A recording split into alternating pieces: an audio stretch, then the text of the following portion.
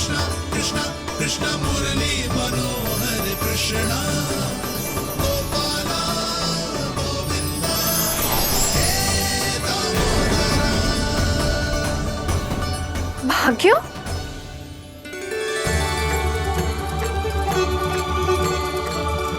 कान्हा, एक तो चोरी की और ऊपर से मूर्ख बना के भाग को। ये ठीक ना है, मुझे यशोदा जीजी को बताना ही होगा, और वो भी इसके घर पहुंचने से पहले।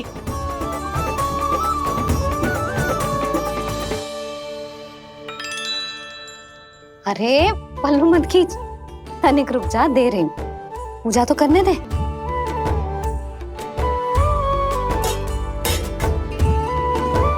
ले, अब जितना मन करे उतना प्रसाद खा।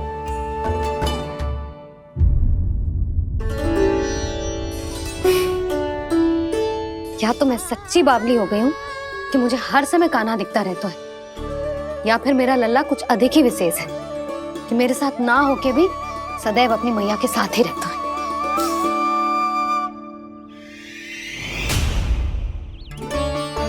आज तो कैसे प्राण बचे, नारायण ही जानते हैं। मैं तो पाऊ को सिर पर लेके ऐसे सरपट भागो, ऐसे सरपट भागो कि पूरे गोकुल में बड़ बोले। इस समय तो बड़ी बड़ी मत हाको, पर असली लाभ तो वानर महाराज ने उठाया है। पूरी की पूरी मटकी अकेले लेके निकल लिए। ये हमारी प्रतीक्षा कर रहा था ताकि हम माखन बांट सके। हमारे साथ ना दाऊ, उनके साथ।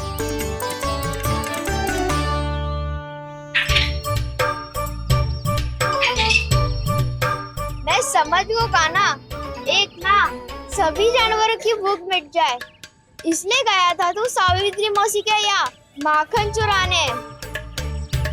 इससे पहले कि वो हमारे यहाँ पहुँच जाए, हमें घर पहुँचना होगा दाऊ, चाहे कछु हो जाए, पर देरी ना होनी चाहिए।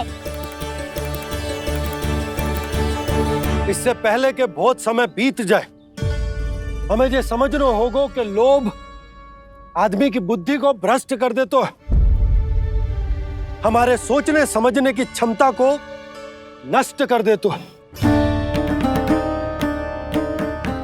बहुत समय पहले की बात, एक साधु था, वो सुनसान घने जंगल में रहकर साधना करता था। ब्रह्म ज्ञान को प्राप्त करने ही वाला था कि अचानक से एक दिन उसे एक सुनहरी बिल्ली दिखाई थी। उसने उसे देखो तो सोचो कि ये तो बहुत सुंदर है, इसे तो मेरे पास रहना चाहिए, और उसने उस बिल्ली को अपने पास रख लिया। फिर उसने सोचो कि इसे तो दूध की आवश्यकता होगी और उसके लिए गाय की, तो उसने एक गाय भी रख ली।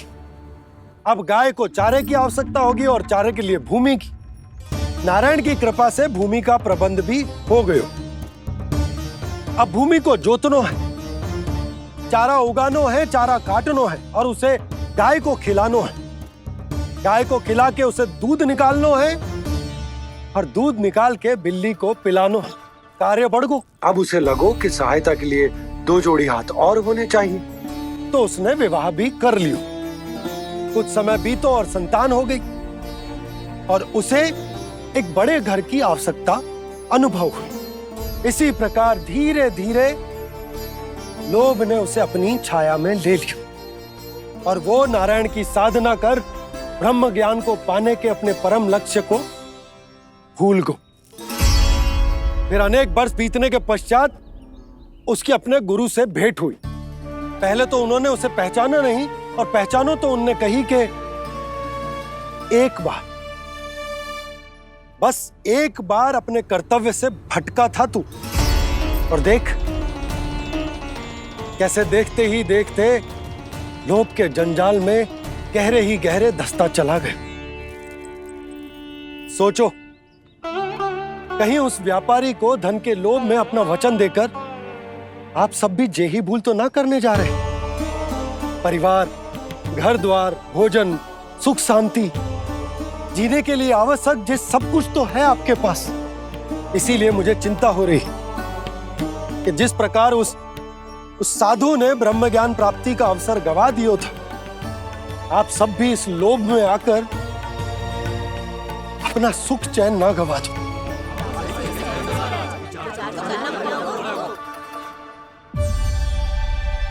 लग तो है बात सबको समझ आ रही है।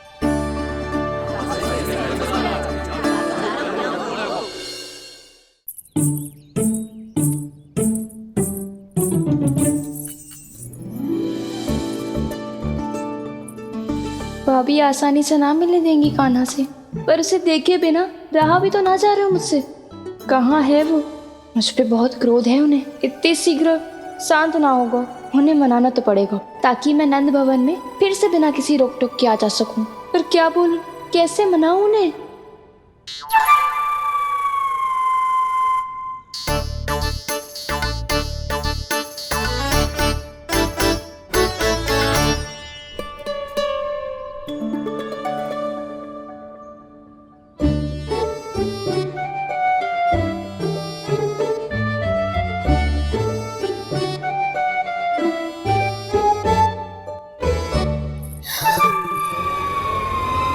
वाह, जिसने मेरे लल्ला पर चोरी का आरोप लगायो, वो ही आज मेरे घर में चोरी चोरी प्रवेश कर रही है। नाना भाभी, ऐसी कोई बात ना है, मैं तो बस ये देखने आई थी कि जसोदा भाभी का क्रोध शांत हुआ कि ना?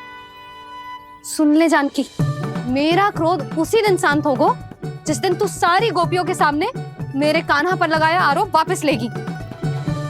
चोरी करेगा तो आरोप ही लगेगा ना जीजी। फिर से आरोप? सावित्री, तू भी? कल तक मुझे ये थोड़ी पता था जीजी कि आपका कान्हा सच्ची में माखन चोरी में पारंगत है। आशा करता हूं कि आप सभी को नंदराज का विचार और संदेश सही से समझ आगो होगो।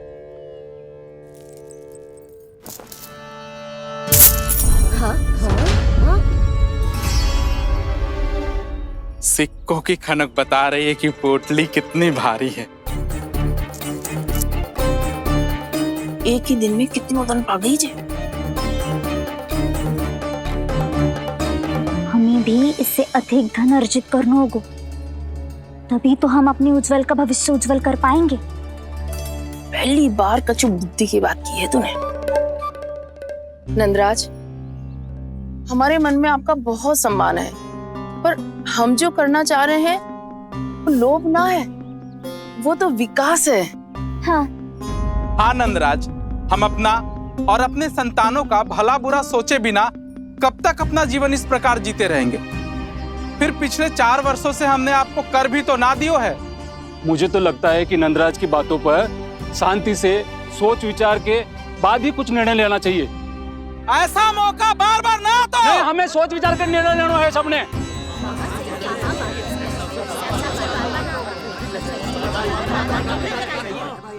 चोरी में पारंगत?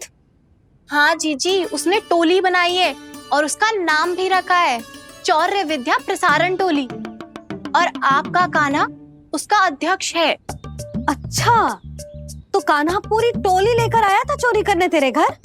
और नहीं तो क्या।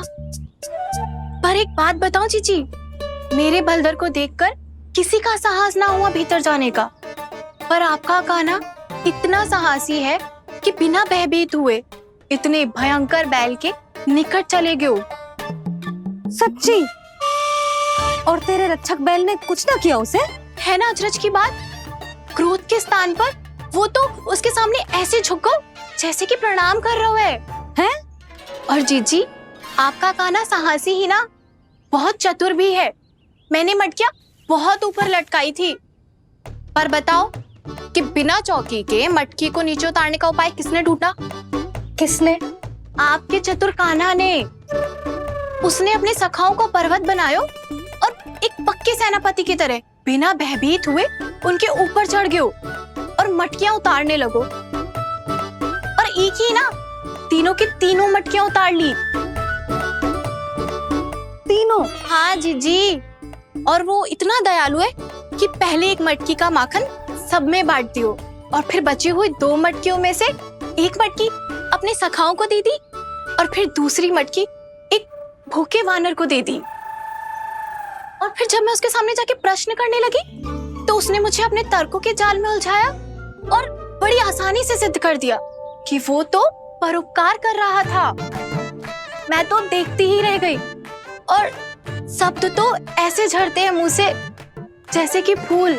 रुक जा सावित्री, पहले तू ये निर्णय ले ले कि तू मेरे लल्ला का गुणगान करने आई है कि उसकी निंदा करने। निंदा करने ही आई हूँ जीजी। जानकी सत्य कह रही थी, आपका कान्हा माखन चोर ही है और बलराम के साथ भागा था। बलराम क्यों? वो तो साक्षात गरुड़ देव की पीठ पे बैठ के उड़ के आयो है, तभी तो तुझसे बहुत पहले आके यहाँ बैठ गओ ना। आ देख ले, आजा। देखो कैसे बैठ के सब पहरा दे रहे हैं कि कोई पंछी अनाज ना चुगले, और तुम दोनों व्यर्थ में इन सब पर दोष लगा रही हो। कान्हा के निकट जाने का प्रयास भी मत करना। पहले मेरे लल्ला पर आरोप लगाती हो, फिर उससे मिलना भी चाहती हो।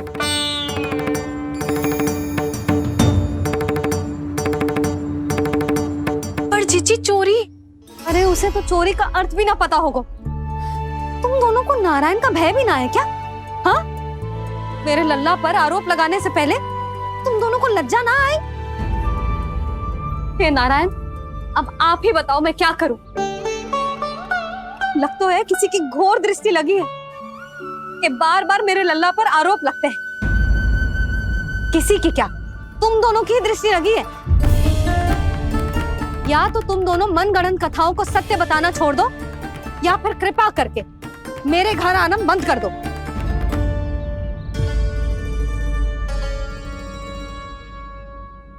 अब दोनों मुंह क्या ताक रही हो?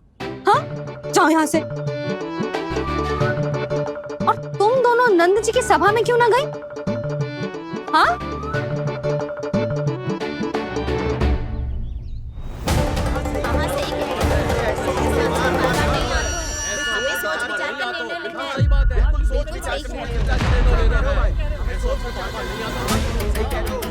जी कौन? पहले तो कभी ना देखो इसे।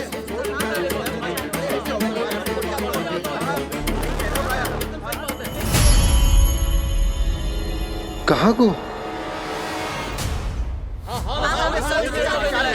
बस करो।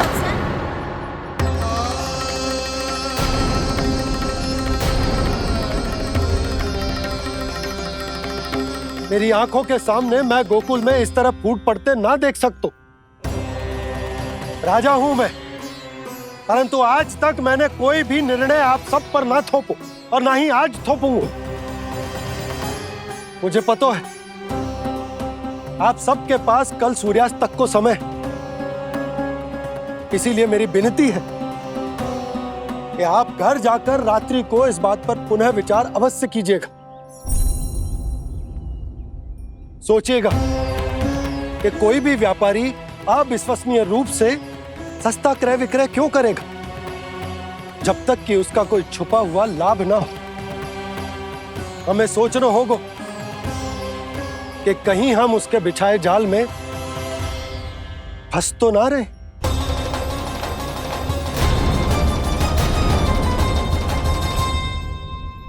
बच गए भैया, जैसे तैसे ही सही, पर समय से पहले पहुंच ही गए हो। सावित्री मौसी तनिक सी बात को इतना बड़ा चढ़ा के बोल रही थी जितना उज्जवल भी ना बोलतो।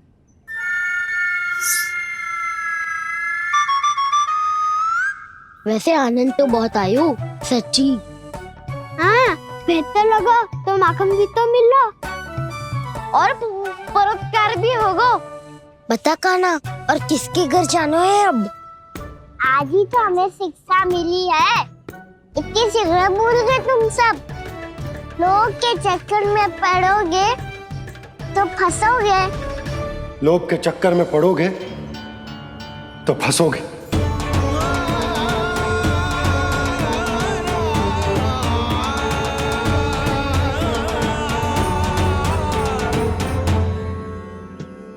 चोर, चोर कह रही है मेरे निर्दोष से बालक को। अब तो इन दोनों ने अति ही कर दी है।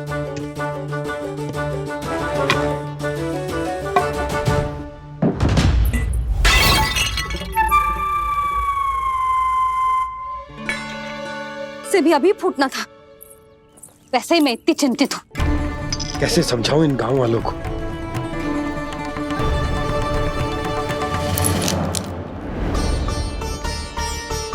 कोई समझने को तैयार ही ना है। लगता है सबकी बुद्धि भ्रष्ट हो गई है। सही कह रही हो यशोदा तुम। मुझे तो लगता है कि सोचना समझना ही छोड़ दिया सबने। अनेकों तर्क देके समझा दियो, सिद्ध कर दियो, पर इनकी मोटी बुद्धि में कछु आता ही ना है। यशोदा तुम तो तर्क की कह रही हो, मैंने तो उदाहरण देकर समझाने को प्रयास किया, पर अपनी बुद्धि के आगे कछु ना समझ में आ रहा इन गांव वालों को। क्या सारे के सारे गांव वाले मेरे लल्ला पर आरोप लगा रहे हैं? जी क्या कह रही हो तुम?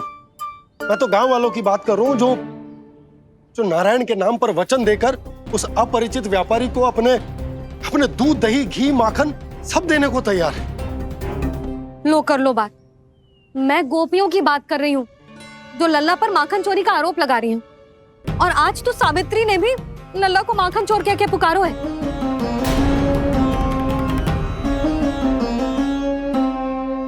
सावधान यशोदा, कहीं बड़ा होकर माखन चोर ना बन जाइए। अच्छा, ये सब आप छोड़ो। स्त्रियों की बात है, मैं संभाल लूंगी। आप ये बताओ, सभा में क्या हुआ? गोकुल में फूट पड़ गई यशोदा, लोभ की फूट।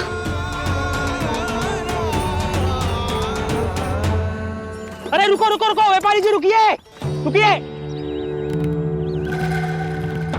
नंदराज ने प्रयास तो बहुत किया था व्यापारी जी, पर कुछ व्यक्तियों को छोड़ करके किसी के कान पे जूं तक नहीं रेंगी। इसका अर्थ फूट पड़ चुकी है लोभ की वजह से। बहुत ही शुभ समाचार लाए हो गुप्तचर। अब शीघ्र ही दिखेगा लोभ का चमत्कार।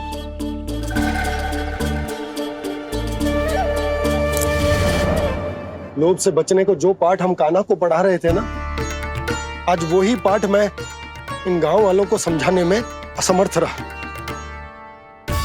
आप चिंता मत करो जी, धीरे धीरे सब ठीक हो जाएगा। तब तक बहुत देर हो जाएगी यशोदा। ये गोकुलवासी मेरे अपने, उन्हें अपनी आंखों के सामने मैं भूल करते ना देख सकता। वो सुलक्षणा, वो उस व्यापारी के प्रभाव में आ गए, और शंकरी मौसी और सुमति भी सुलक्षणा के मार्ग पर ही चल रही। कान खोल के सुन ले बहू, आज से घर में दूध पीनो बंद, दही खानो बंद, और माखन तो बिल्कुल न खानो। पर मैया, पर किंतु परंतु कुछ ना सुननो मुझे। सुलक्षणा की जैसे धनवान बननो है कि ना?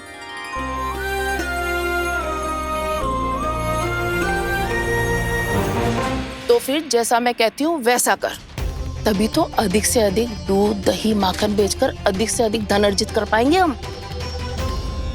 सुलक्षणा को उस व्यापारी की तरह धनवान बनना है और शंकरी मौसी को सुलक्षणा की तरह। ऐसे तो पूरा गांव ही लोभ में पड़कर कल उस व्यापारी के पास पहुंच जाएगा। अब तो फिर स्त्रियों को मुझे अपने ढंग से समझाना पड़ेगा। अब गोकुल वासियों को चाहे कोई भी कितना भी समझा ले, बुझा ले, ज्ञान बांटे, उन्हें केवल एक ही भाषा समझ में आएगी, लोभ की भाषा। लगता है आपके पास बहुत उत्तम योजना है व्यापारी जी। सब झटक लूंगा।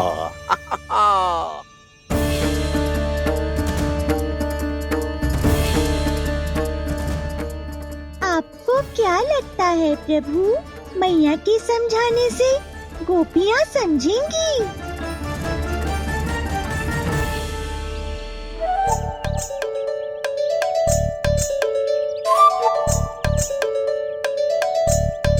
कान्हा, और कितनी प्रतीक्षा करवाएगो? अब बता भी दे, माखन चुराने किसके घर जाना है? इतना आसान ना है निर्णय करना, समय लगता है, सोच विचार करना पड़ता है। पर ये निर्णय किया कैसे जाए पता है मुझे। लगता है ये निर्णय करना पड़े हो कि बचना कैसे है।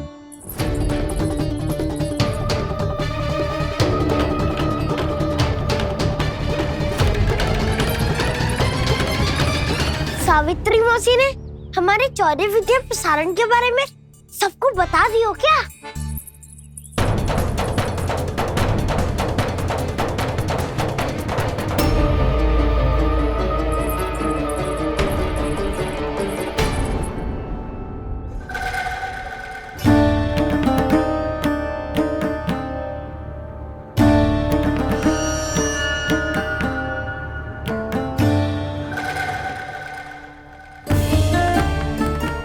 शीघ्र आओ, छोटी माँ बुला रही है।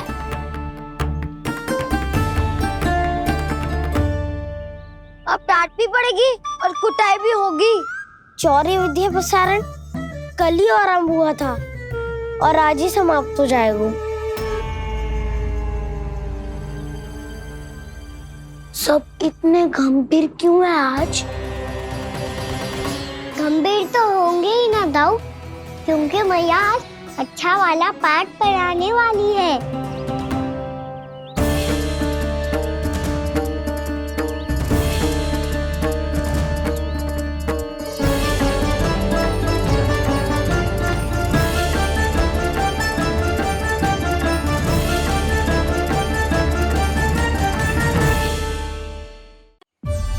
आ गए तुम दोनों? चलो आओ बैठ जाओ। जशोदा जी बता तो दो, सवेरे सवेरे क्यों बुलाया है हम सबको? रुको, इतनी शीघ्रता क्या है?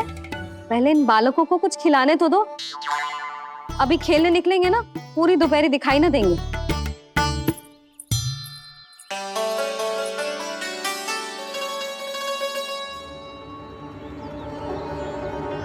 मैया देखो ना कैसे अपने आभूषणों का दिखावा कर रही है सुलोचना। चिंता मत कर बहू, शीघ्र ही हम इससे अधिक आभूषण और इससे अधिक उत्तम वस्त्र पहन के घूमेंगे। ये देखो तुम दोनों के लिए क्या बनाओ है मैंने। पूरे गोकुल में प्रसिद्ध मेरे पेड़े। चलो लो। यशोदा, ये तो बहुत सारे हैं। हाँ जशोदा जी, इतने सारे तो मैं भी ना खा पाऊं। क्यों दृष्टि लगा रही हो सुलोचना? बढ़ती आयु के बालक हैं, खाने दो इन्हें। तुम सब कछु मत सुनना, जी भर के खाओ। लेगा ना?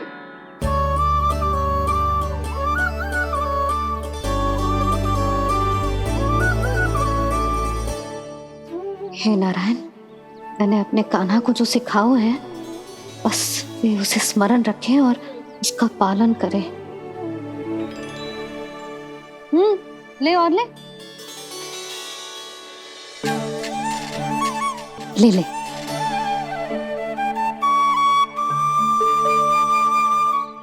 आज तो एक के बाद एक पेड़ मिल रहे हैं, वो भी बिना रोक टोक के। मैया दो के बाद तीसरी मिठाई बड़ी कठिनाई से खाने देती है, पर आज सादा लाड पेड़ों के माध्यम से जिता रही है। कछु तो रहस्य है। प्रभु, क्या आप भी वही सोच रहे हैं जो मैं सोच रही हूँ? कोई परीक्षा तो नहीं ले रही है ये? किस सोच में पड़ गए तुम दोनों?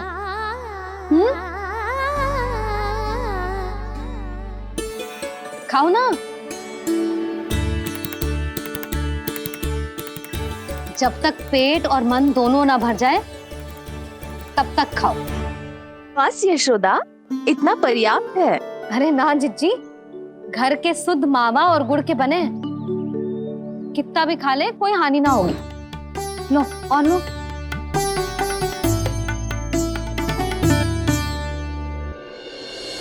प्रभु, परीक्षा ही है ये तो खाए जा रहा है। कहीं मेरी दी हुई सीख भूल तो ना खाओ, सारा खेल बिगड़ जाएगा। सदैव स्मरण रखियो लल्ला, लोभ बहुत भयानक होता है। बहुत भयंकर, जो एक बार हमारे मन में प्रवेश करके हमें भीतर से ही जकड़ लेता है। इसके कारण हम अधिक से अधिक पाने की इच्छा करने लगते हैं।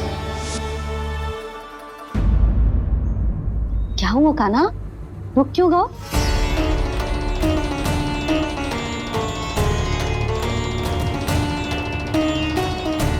आपने तो सिखाया था मैया, जितनी आवश्यकता हो उतना ही लेना चाहिए, लोभ कभी ना करना चाहिए।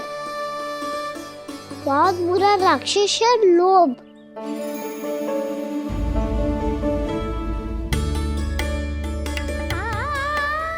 थोड़ा और खाने में कोई बुराई ना है कान्हा, ले ले। ना मैया, लो मैं अधिक खाऊंगा तो फिर पेट पकड़ के बैठना पड़ेगा।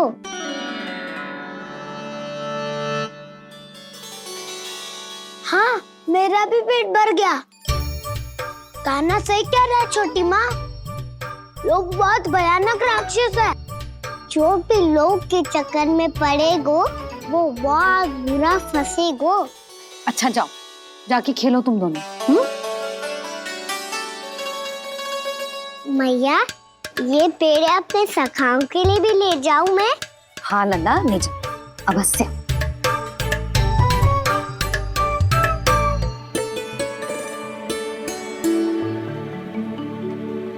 देखो, जो बात इन नन्हे से बालकों को भी समझ में आ रही है, वो तुम सबकी समझ क्यों ना आ रही?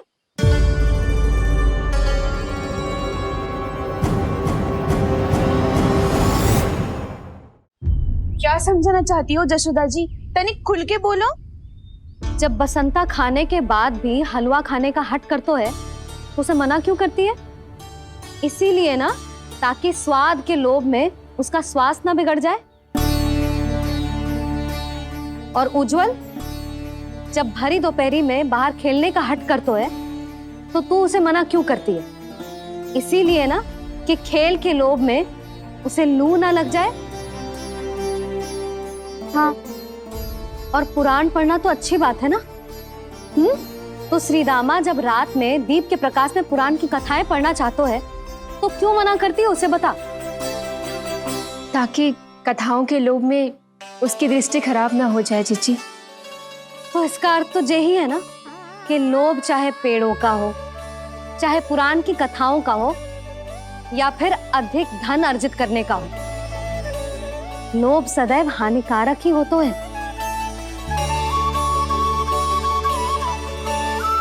जे बात तुम ही सब ना समझोगी तो अपने बालकों को कैसे समझाओगी? बोलो। हम सबकी मैया यहाँ क्यों आई है? डांट पड़ी क्या? चौरी विद्या प्रसारण टोली के बारे में सबको पता चल गो क्या? चिंता के चने चबाना छोड़ो और ये पेड़े खाओ। भीतर और भी गंभीर समस्या पे चर्चा चल रही है। कैसी समस्या? लोग की भयानक राक्षस की समस्या। व्यापारी जी, नंद जी ने कल सभा बुलाई थी और आज रानी यशोदा जी ने सारी स्त्रियों को अपने घर पे बुलाया है। तो आपको नहीं लगता कि हमें कुछ करना चाहिए? करना तो चाहिए गुप्तचर। सबसे पहले हमें हाट जाकर गोकुल वासियों की प्रतीक्षा करनी चाहिए। सूर्यास्त से पहले वो सारे मूर्ख वहां आने वाले हैं, मेरे सामने नारायण के नाम का प्रण लेने। उन्हें चाहे कोई भी कितना भी समझा ले बुझा ले, उससे कोई अंतर नहीं पड़ेगा गुप्तचर। हमारा वास्तविक धन क्या है? दूध, घी, दही, माखन, यही ना? हाँ, तो श्री नारायण की कृपा से तो हमारे पास इसकी कोई कमी ही ना है। तो हम सब तो पहले से ही धनवान हुए ना। तो फिर जे गोधन अपने परिवार और संतान में बांटने के बाद जो भी बचतो है वो तो हाट पे बिखी जातो है ना। तो फिर मथुरा के किसी अपरिचित व्यापारी के साथ माथा फोड़ने की क्या आवश्यकता है? जशोदा जी, हम आपकी और नंदराज की चिंता समझते, पर इसकी कोई आवश्यकता ना है। कुछ उल्टा सीधा नहीं करेंगे हम। विश्वास रखो जशोदा, हम जो कुछ करेंगे समझदारी से करेंगे। लोभ में आके कोई निर्णय नहीं लेंगे हम लोग, है ना? हाँ। अच्छा अब चलती हूँ। बुलावे की सूचना पाके सब कार्य ऐसे ही छोड़कर आ गई थी।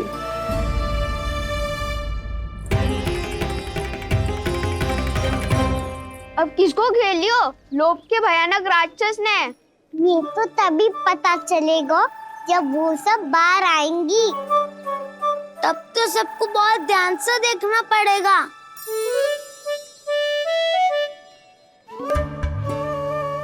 देखना तो पड़ेगा दाऊ, तभी तो पता चलेगा माखन चुराने किसके यहाँ जाना है। नाना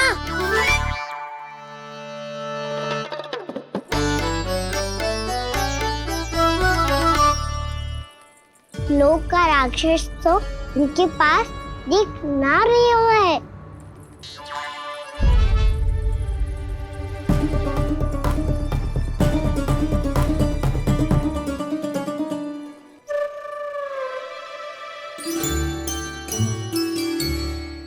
नारायण का बहुत बहुत धन्यवाद। कान्हा मेरी मैया को घेर रहे है क्या उस राक्षस ने? यशोदा भाभी और नंद भैया कितने चिंतित थे ना। पक्का कछु न कछु कारण तो अवश्य होगा। हाँ, मुझे भी सच लग रहा है कि धनवान बनने के चक्कर में मैं तनिक ज्यादा ही लोभ में पड़ गई थी। नहीं, बस गए। और मेरी मैया दादी, उनका क्या गाना? बहू, सुलक्षणा की जैसे ढेर सारा धन कमाने के चक्कर में लोभ में तो ना आ रहे ना हम। हे नारायण, बहुत कृपा है आपकी। लगता है लोभ का राक्षस किसी को अपनी चपेट में नहीं ले पाया। लेता भी कैसे दाऊ? मेरी मैया ने जो समझायो है। क्या लगता है यशोदा, इन्हें समझ आया होगा? आशा तो यही है, और अब भी ना समझी तो फिर तो नारायण भी ना समझा सकते।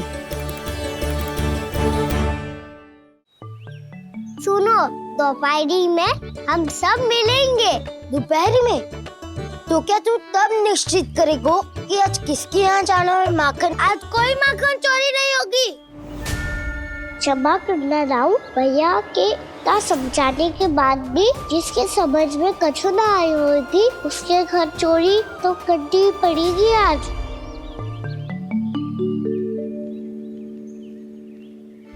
व्यापारी जी, सारी स्त्रियां एक साथ यहीं आ रही हैं।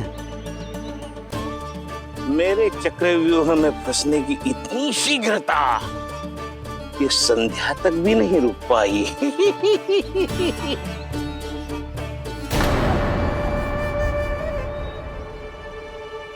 पर ये आपके तरफ ध्यान क्यों नहीं दे रही हैं? लगता है गोकुल की रानी ने इनको पाठ पढ़ा ही दिया। अब आपको ही कुछ करना होगा व्यापारी जी। करूंगा, अपनी चाल सबसे अंत में चलूंगा, किंतु अभी उनके लिए एक घोषणा ही पर्याप्त होगी। तुमने सबको सूचित तो कर दिया है ना कि सबको अग्रिम धनराशि मिलेगी, वो भी दूध, दही, माखन, घी बेचने के बाद नहीं, वो पहले ही मिला करेगी। वो भी केवल एक दिन की नहीं, पूरे सप्ताह की। मैं बिल्कुल सही कह रही थी। यशोदा जी और नंदराज व्यर्थ ही चिंता कर रहे थे। यदि इन व्यापारी जी के मन में कोई मैल होता तो जी अग्रिम धनराशि थोड़ी ना देते। बात तो तुम सही कह रही हो सुलक्षणा।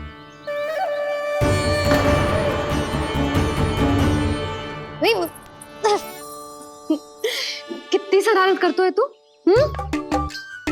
काजल लगाने दे मुझे। भैया पहले मुकुट लगाओ ना।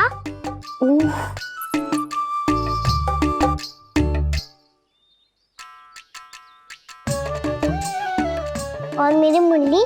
हाँ हाँ रुक जा। ले बस होगा प्रसन्न। भैया मैं ना चाहता मैं ऐसे फिर से भूल जाऊं, नहीं तो कड़ी धूप में इसे लेने वापस लौटना पड़ता है। चल अब बैठ जा। अब मुझे काजल लगाने दे लल्ला। भैया इतना सारा काजल मत लगाओ। छोटा सा बालक लगता हूँ मैं। आहा, नखरे तो देखो, इतना सज धज के तो तेरे बाबा भी ना जाते बाहर, दृष्टि लग जाएगी लल्ला।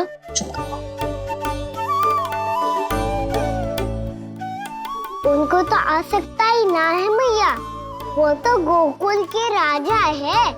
वैसे भी मुझे भी कम मत समझो, मैं भी राजा हूँ अपनी टोली का। कौन सी टोली? अपनी। ये क्या कर रहे हैं प्रभु? बता, कौन सी टोली? बालकों की टोली मैया, मारी खीर वाली टोली का।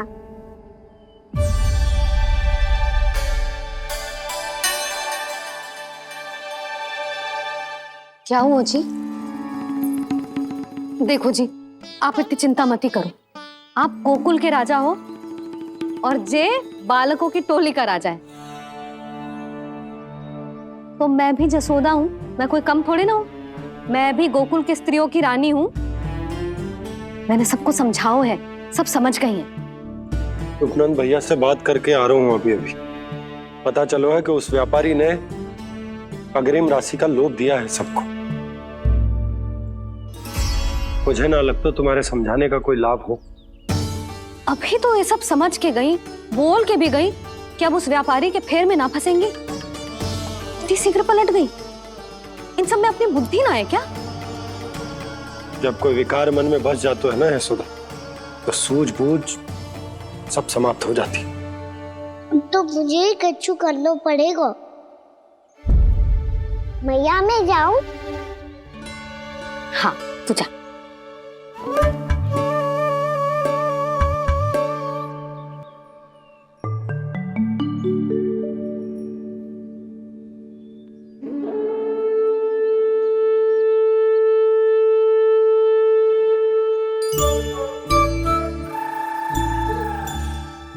बहुत बड़ी समस्या हो गई है सखाओ।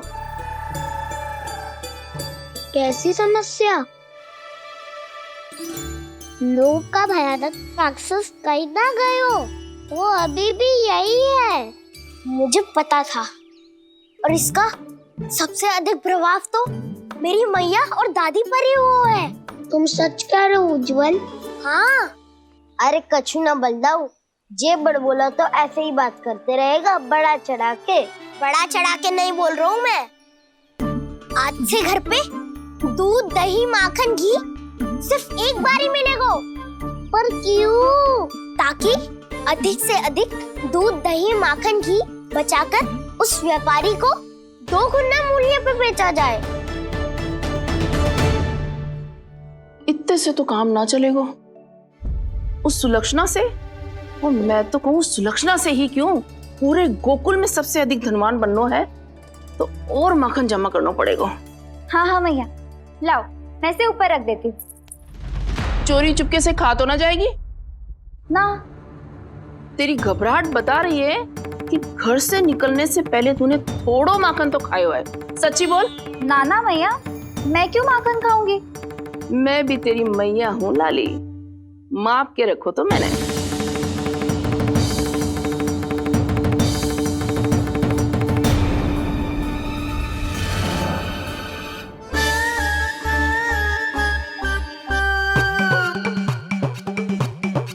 हाय रे, तूने तो सच्ची में माखन खायो है। तनिक भी लज्जा ना आई तुझे? असत्य बोलने से पाप लगता है मैया, और जितनी बार आप माखन नाप रही है उतनी बार डंडी पे लगा माखन आप स्वयं चाट रही है, और दोष मुझ पे दे रही है। वो तो बस मैं इसलिए चाट रही थी कहीं व्यर्थ ना जाए। और तेरी जीभ है कि तीखी मिर्ची। एक तो मैया से बहस करती है और चोरी चुपके स्वयं खा के मैया पे दोष भी धरती है। हे नारायण, कैसी बहू दी है मुझे। जा, दूर हो जा मेरे कक्ष से। और माखन के तो आसपास भी दिखने की आवश्यकता ना है। इस चटोरी को तो कोई भरोसा ना है। माखन को तो सुरक्षित स्थान पर रखना पड़ेगा।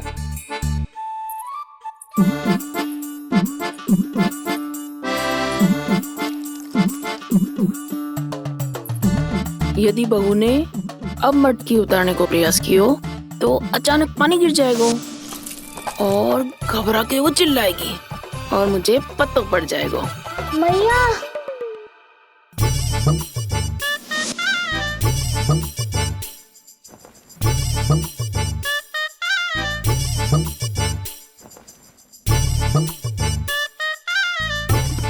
ये माखन तो मैं किसी को छूने भी ना दूंगी, तभी तो बनूंगी धनवान, बहुत धनवान। मैया माखन बेचने कहीं अकेली ना निकल जाए। ये तो पता भी ना चलने देगी कि कितना धन मिलो है। इन्हें अकेली धनवान ना बनने दूंगी मैं भी बनूंगी धनवान, बहुत धनवान।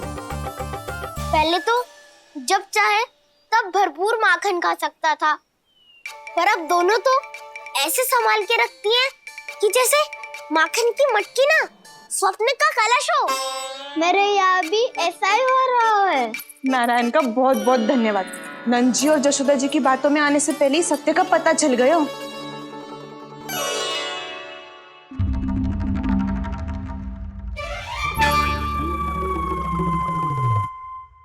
ये इतना सारा माखन। दृष्टि मत लगा, पेट पे पट्टी बांध के रात रात भर भूखा रह के बड़ी कठिनाई से माखन इकट्ठा किया है जे। तो क्या आपने निर्णय ले लियो है कि आप उस व्यापारी को वचन दे दोगी? अरे जब द्वार पे साक्षात लक्ष्मी जी हो तो द्वार बंद ना करते बावली। तू अभी छोटी है, मैं तो कहती हूँ तू भी अपने भविष्य के बारे में अभी से सोचना आरंभ कर दे। कटौती तो मेरे घर पे भी आरंभ हो गई है काना। वो मैया ने कहा है या दूध चाहिए या दही चाहिए या माखन चाहिए, जो भी चाहिए एक ही बार मिलेगा।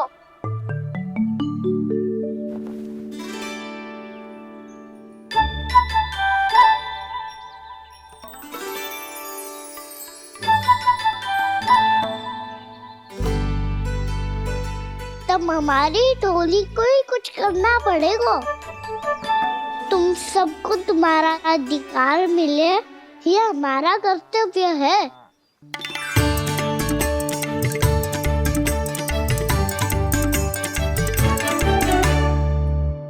अब हम कछु ना कर सकते यशोदा। यदि अब मैंने उन्हें रोको तो उन्हें लगेगा कि मैं उनसे उनकी उन्नति का अधिकार छीन लूं। दूध दही माखन पे सबसे पहला अधिकार बछड़ों का होता है, फिर घर के बालकों का, और ये अधिकार हमें दिलाना चाहिए, है ना दाऊ? मैं सब समझता हूँ कान्हा, तुम मुझसे इसलिए पूछ रहे हो ताकि तुम माखन चोरी की योजना बना सको, पर मैं तुम्हारा समर्थन नहीं करूँगा। पर दाऊ ना, पिछली बार तुमने ही कहा था ना कि हम ये चोरी केवल वानर महाराज की सहायता के लिए कर रहे हैं। लो, वानर महाराज भी आ गए हमारा साथ देने। आज कोई किसी का साथ नहीं देगा, आज कोई किसी का साथ नहीं देगा,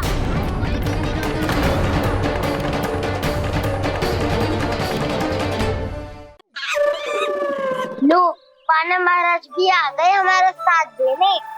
आज कोई किसी का साथ नहीं देगा,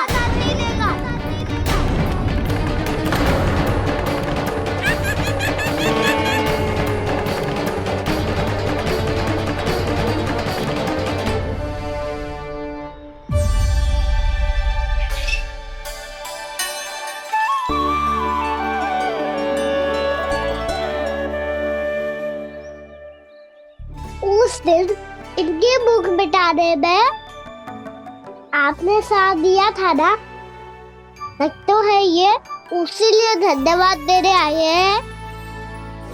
इस कंटक को अपना उपहार समझ लेना जाओ। तब तो वानर महाराज को धन्यवाद और ये उपहार तुम्हें देना चाहिए का ना। और हाँ, इससे मेरा निर्णय नहीं बदलेगा। आप नए मित्रों की सहायता कर सकते हो, अपनी पुरानी मित्रों की सहायता ना करोगे दाऊ। तुम सत्यवादी हो, सत्य कहो मधुमंगल, क्या करना चाहिए? अनैतिक कारण से चोरी करना अधर्म है, पर बात किसी के अधिकार की हो तो चुप रहना भी उचित ना है। ठीक है, मैं तुम सबके साथ हूँ।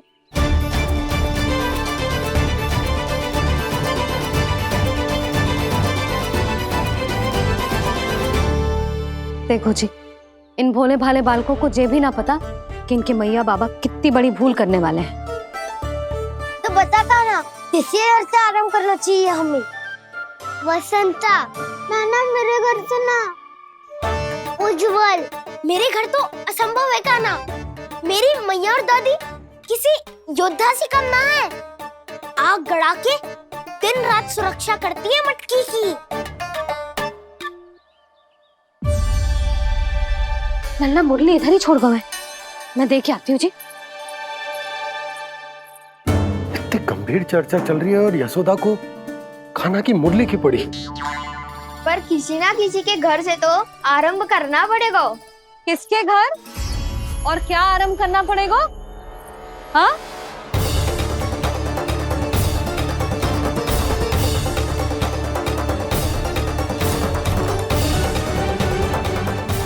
बोल मधुमंगल। सत्यवादी से मत पूछो भैया, ये तो सारा रहस्य खोल के रख देगा।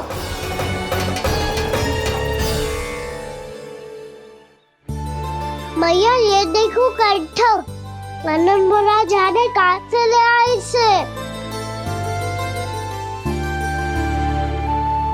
अच्छा, तो तुम सब घर घर जाके जे पता लगाना चाह रहे थे कि जे किसका है ना?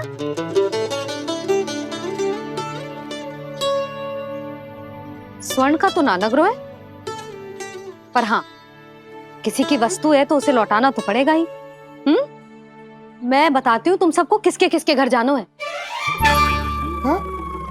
यहाँ से निकलते ही पहला घर आएगा सरजू का, फिर आएगा बिरजू का घर, फिर दीक्षा, फिर राम प्यारी और फिर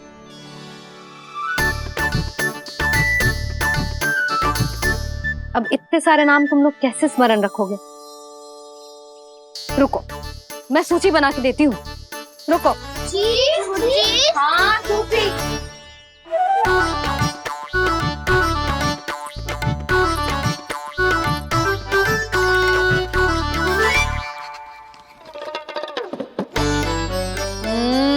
व्यवधान मत ही डालो, किसी का नाम भूल गई तो?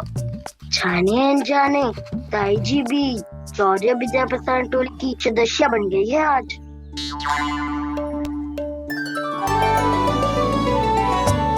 तुम सब मुस्कुरा क्यों रहे हो? क्या खिचड़ी पक रही है? लो, प्रभावती का तो नाम ही भूल गई, इसीलिए कह रही थी व्यवधान मत ही डालो। ले, अब तुम सब इसकी सहायता से एक एक करके सबके घर जा सकते हो।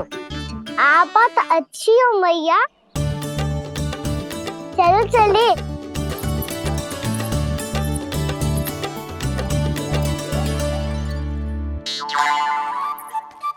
अरे, अब आप कहाँ चल दिए? ऐसे हाथ पर हाथ धरे ना बैठ सकते हो यशोदा। उपनंद भैया से चर्चा करने जा रहा हूं, हो सकता है कोई उपाय सूझ जाए।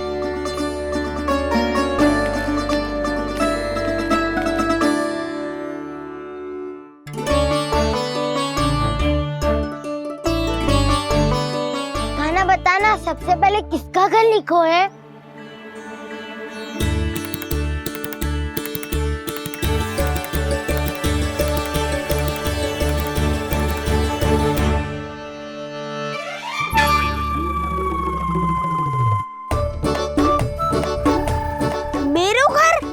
भैया का आदेश से उज्जवल, सूची का पालन तो करना ही पड़ेगा। शीघ्र ही सुलक्षणा की तरह बहुत सारे आभूषण पहनकर घूमूंगी मैं भी।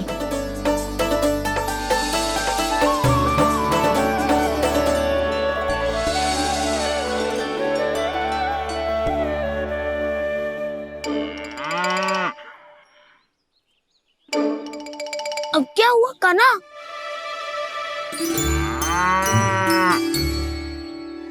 जिनकी आवश्यकता हमसे अधिक है, उन्हें अपना अधिकार भी हमसे पहले मिलना चाहिए।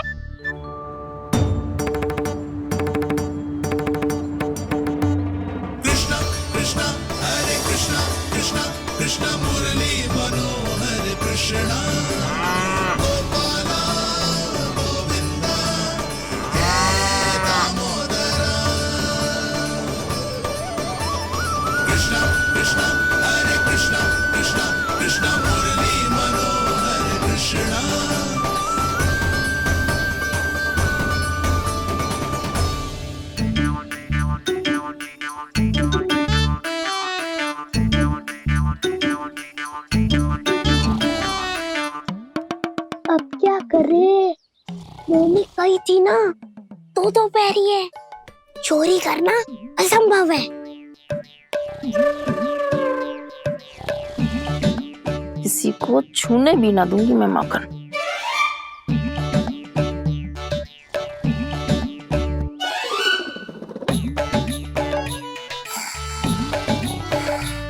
अरे दादी नींद में बड़बड़ा रही हैं, पर समस्या ये है कि सारा का सारा दूध दही माखन उनके कक्ष में है। तो फिर सबसे पहले हमें कक्ष में प्रवेश का मार्ग खोजना चाहिए। मैं वही उपाय अपनाऊंगा जो मैं मैया के साथ अपना तो हूँ। इससे पहले कि कोई पूछ जाए, जो भी तुम्हारा उपाय है वो करो।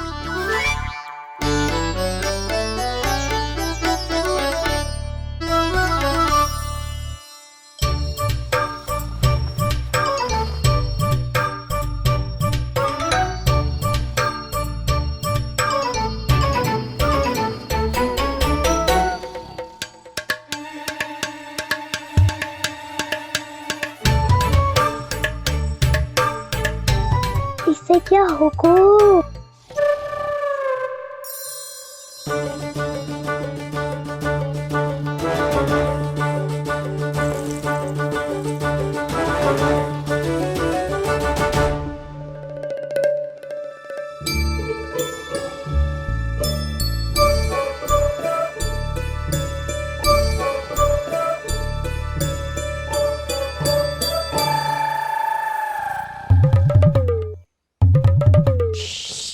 आओ।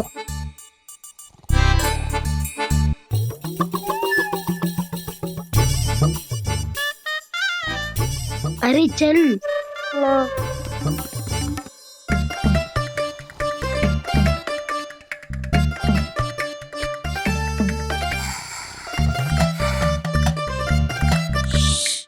चलो।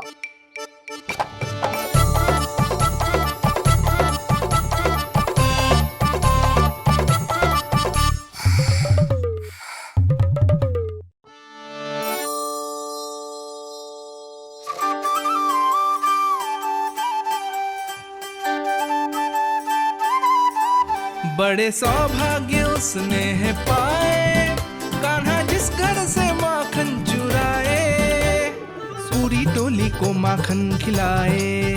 बड़ा नटखट है नंद किशोर,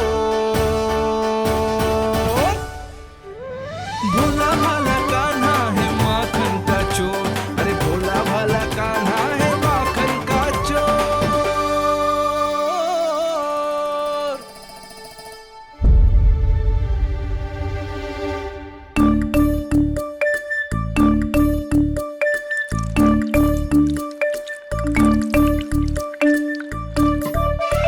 कान्हा तुझे पीना भी ना तो देख ऐसे पीते हैं।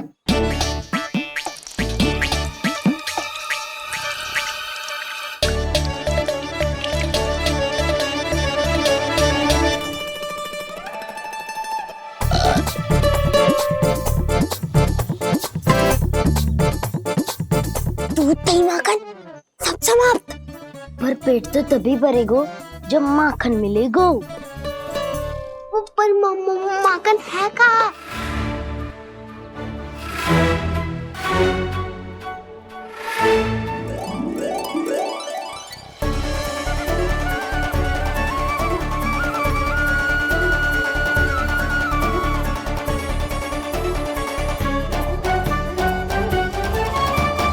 दूध दही खा के जो बलायु है ना, उसका प्रयोग करते हैं और पर्वत बनाते हैं।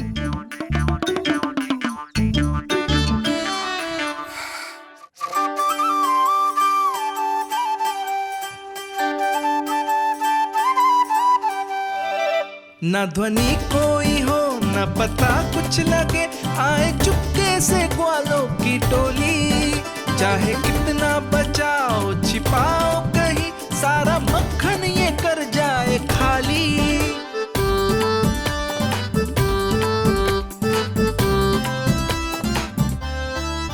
मुख से तो लगता लगता है सरल ये बड़ा भीतर से चंचल ये छल से भरा है ये नटखट बड़ा चिकचोर।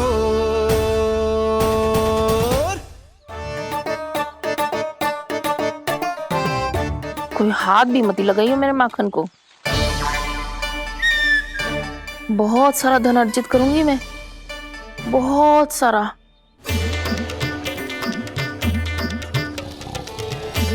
हो गयो कल्याण, मटकी के ढक्कन में जल भरवा है। टर्निंग पे मटकी लाए तो सारा जल तेरे दादी के ऊपर गिर जाएगा बचवन। हमारे कोलाहल से उठे ना उठे, पर जल की बूंदे पड़ते ही दादी झट से खड़ी उठ जाएंगी। दूध दही से इतना भी बनना मिला था कि अधिक देर तक पर्वत में नहीं रह पाए। जो करना है शीघ्र करो।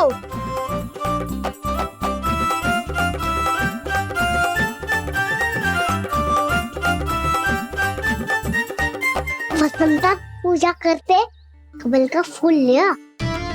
उज्जवल की दादी प्रतिदिन चढ़ाती है लक्ष्मी नारायण को। नाना मैं ना आएगो तो पकड़े जाएंगे। फिर क्या दशा होगी हमारी? कान्हा, तुझे कैसे पता कि मेरी दादी प्रतिदिन कमल का फूल चढ़ाती है? फिर से फंस गो। ये तो ना बोल सकतो, मैं ही नारायण हूँ, मुझे ही चढ़ाती है ना वो। मैं नहीं बताया। आरती करो और पर्वत संभालो। दादी उठ गई तो बहुत बड़ी समस्या हो जाएगी।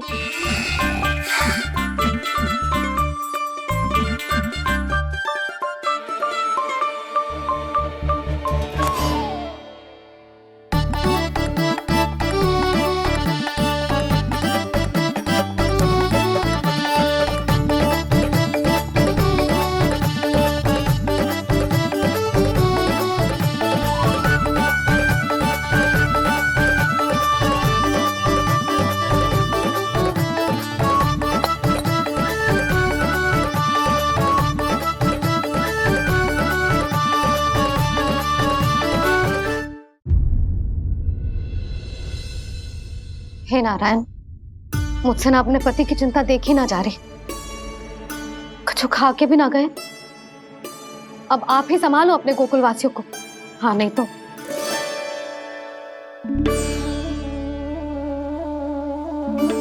लो, इन सब के चक्कर में तो उसकी मुरली देना ही भूल गई। अब जो इतनी कड़ी धूप में वापस लौटे, इससे अच्छा मैं ही देके आती हूँ। सूची के अनुसार अब तक शंकरी मौसी के यहाँ पहुंचे होंगे सारे के सारे। आज तो प्रभु रंगे हाथों पकड़े जाएंगे।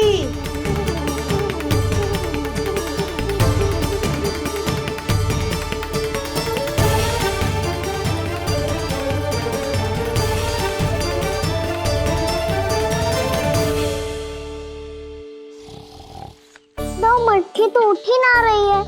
अधिक देर तक ये पर्वत ना सक पाएगो। यहाँ से माखन निकाल के दे दूंगी। स्वयं हाथों से अपने ये बांटे, पूरी टोली को माखन खिलाए। बड़ा नटखट है नंद किशोर। उसे मटकी उतारने का प्रयास करो कान्हा। अब तक तो हल्की भी हो गई होगी। नापी तो बहुत भारी है दाऊ। तो मैं कुछ सहायता कर दूं? दादी बोली होगी सपने में। अपनी मैया का स्वर भी ना पहचाने दुष्ट।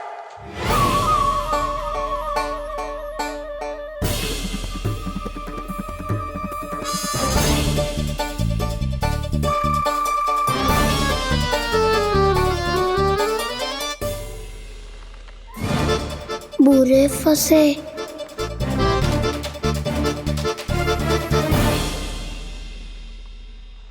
देख क्या रही हो चाची? अपने खाना को ऐसे ही लटके रहने दोगी?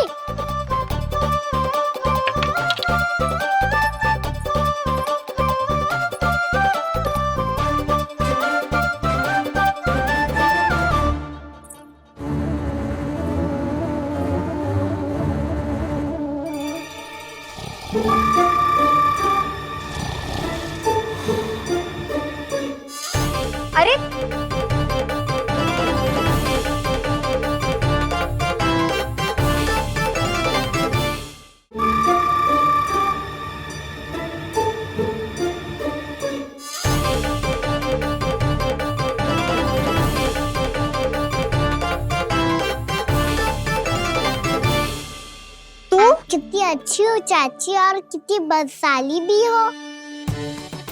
आपने अपने कान्हा को गिरने से बचा ली हो आज। दादी अनुचित कहती है चाची, पूरे गोकुल में आपसे अच्छा कोई है ही ना। अच्छा, और गोकुल ही क्यों, मैं तो कहता हूँ पूरे ब्रज में आपसे। बस बस, पहले माखन चुरायो, अब मुझे माखन लगा रहे हो। पर तू बच ना पाएगो कान्हा, तुझे अभी सीधा जीजी के पास लेके जाऊंगी मैं। नहीं।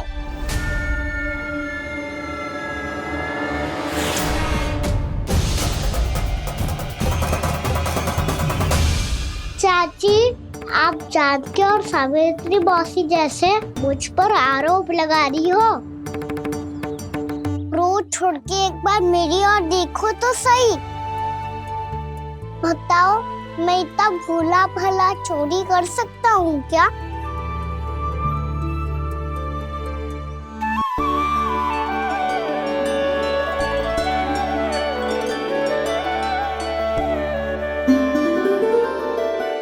मैं तो बस उज्जवल की सहायता कर रहा था चाची। उसने कही थी कि उसको आजकल माखन ना मिल तो बस इसलिए।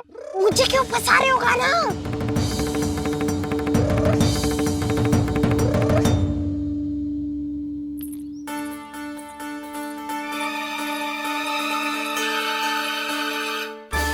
कसेंगे तो मुझसे, वो देखो।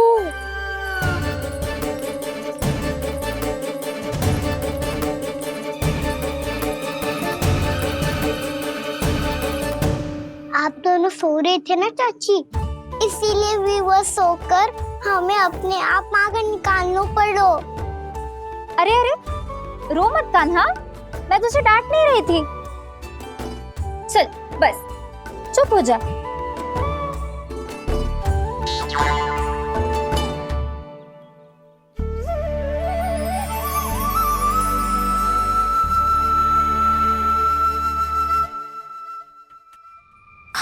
कान्हा शीघ्रता कर, छोटी में आ रही है। वो माखन का पात्र जो सदैव आप मेरे लिए छुपा के रखती हो, वो मुझे नहीं दोगे चाची? माखन के उस पात्र के बारे में इसे कैसे पता चला? ना दोगे तो मैं जा रहा हूँ मैं। अच्छा रुको, मैं अभी लाती हूँ।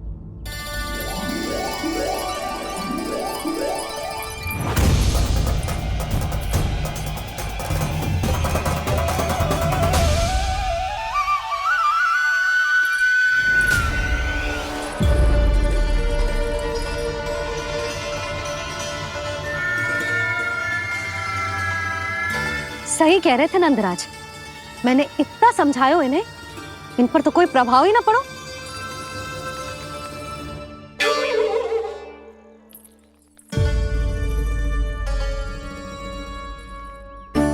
प्रभावती भी लगता है इन सब ने ना निर्णय ले लियो है।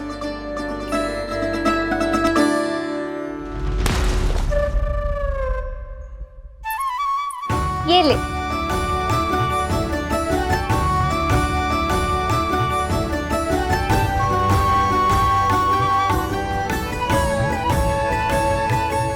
अब मैं जाऊं?